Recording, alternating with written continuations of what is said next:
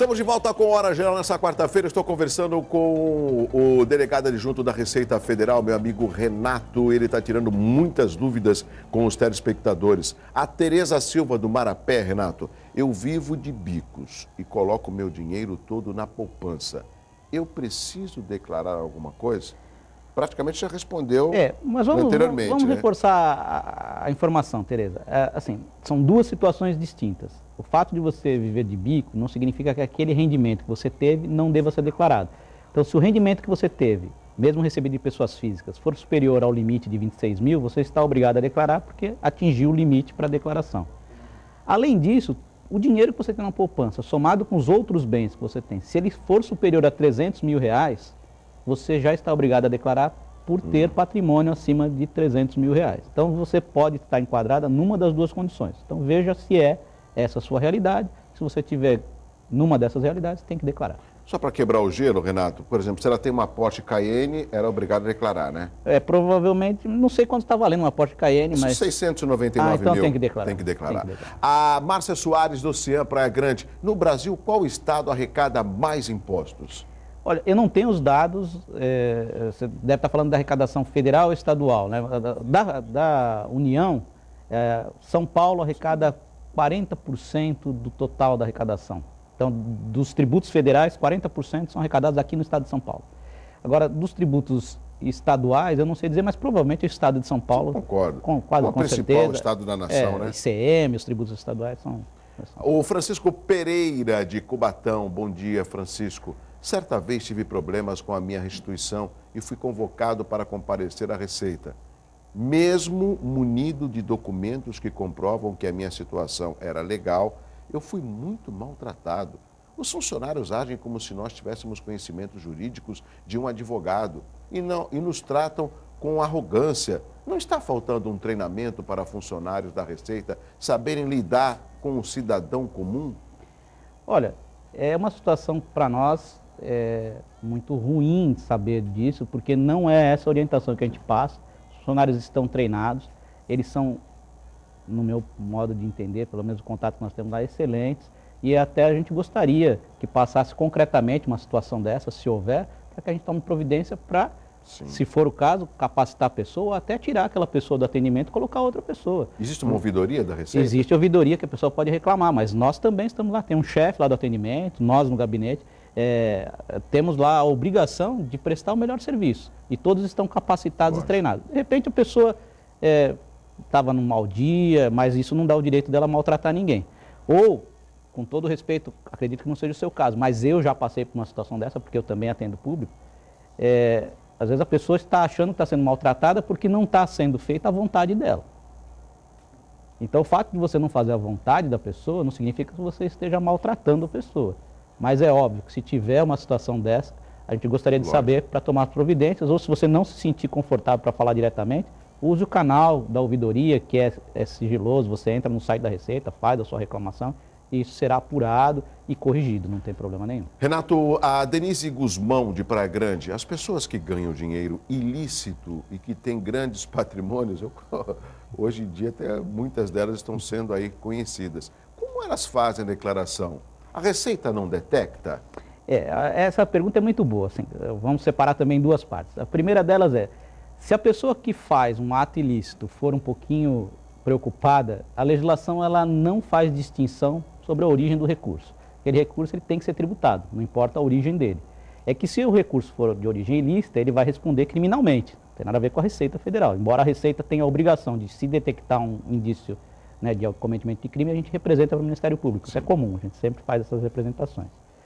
O outro lado dessa pergunta poxa, tem um escândalo, tem não sei o quê, a Receita não está fazendo nada.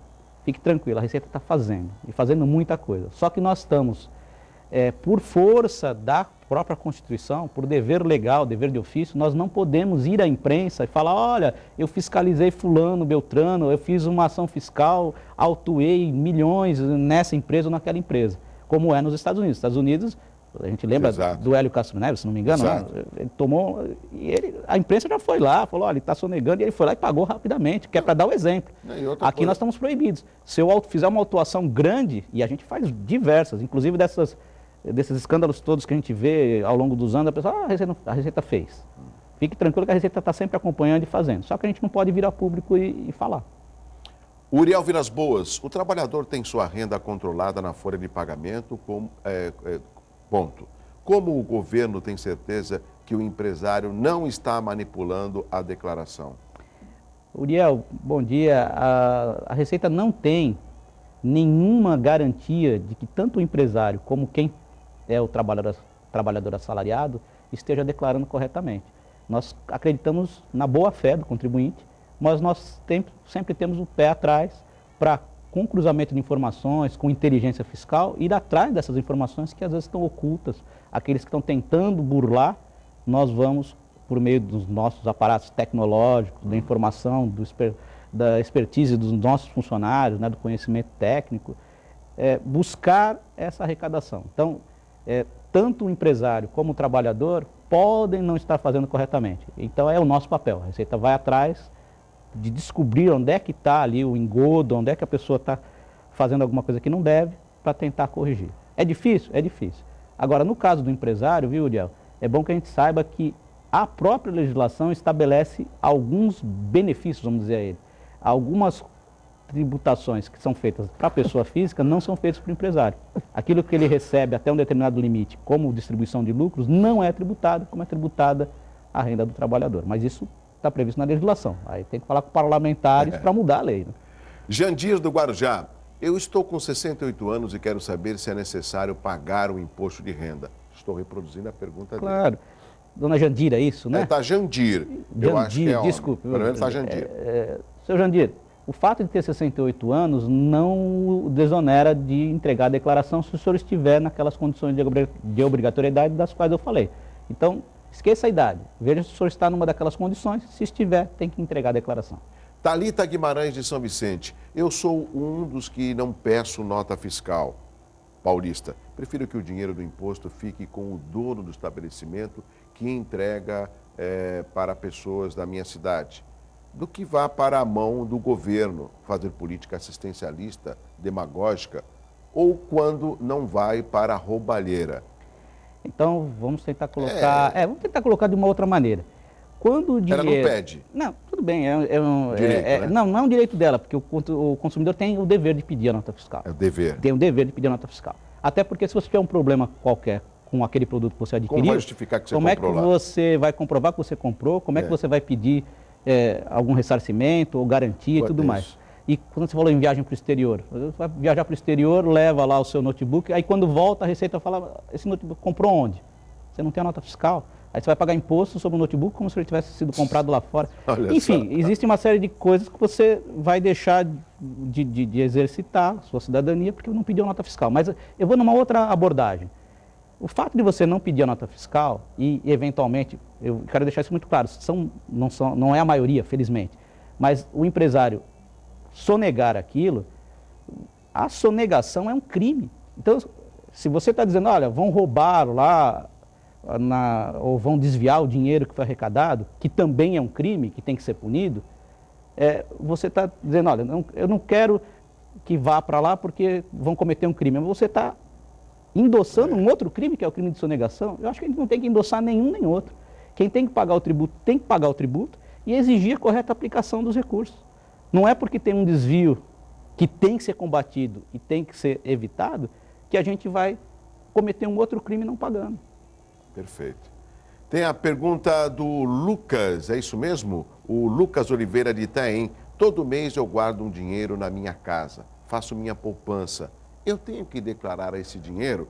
Bem, aí são duas situações, pelo que entendi. Guarda na sua casa ou na poupança? Tanto faz, é a mesma situação da poupança. Se aquele rendimento que você teve ao longo do ano, que te permitiu guardar o dinheiro em casa, for superior no ano a R$ 26.816, você tem que declarar. Se esse dinheiro que você tem guardado lá no colchão, que eu acho uma temeridade, for superior a R$300 mil, também você tem que declarar. Agora, eu, com toda tranquilidade, posso dizer isso e peço até desculpas, não quero acusar ninguém, nem fazer juízo de valor sobre isso, mas assim, eu não acredito que alguém guarde R$300 mil em casa. É verdade. Licitamente, né? Porque às vezes a pessoa tem outras finalidades, aí Ele está escondendo, não está guardando, é diferente. O João Silveira da Pompeia, estamos quase chegando no final do Hora Geral. Quanto o Estado de São Paulo recebe de volta dos impostos federais arrecadados? Esse é um tema polêmico.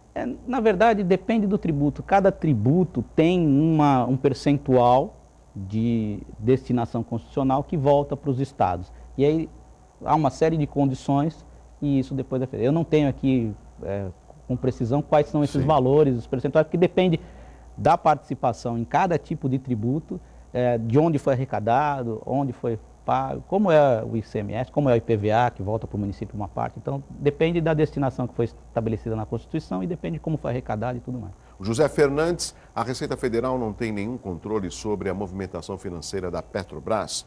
Como pode ter acontecido tanta roubalheira sem que toda a tecnologia disponível da Receita não detectasse? Interessante essa pergunta, hein? A Receita, ela fiscaliza os tributos. Então, a Receita, e isso está no noticiário, em todos os lugares, a Receita está sempre fiscalizando a Petrobras. Há uma série, eu posso falar isso porque já saiu no jornal. Há uma época, houve uma discussão, até na época de uma outra secretária, que estava discutindo uma tributação que a Petrobras entendia de um jeito e a Receita entendia de outro. Então, a Receita está sempre acompanhando e fazendo a parte tributária. A parte da aplicação dos recursos e dos desvios cabe ao Tribunal de Contas, à CGU, a apuração.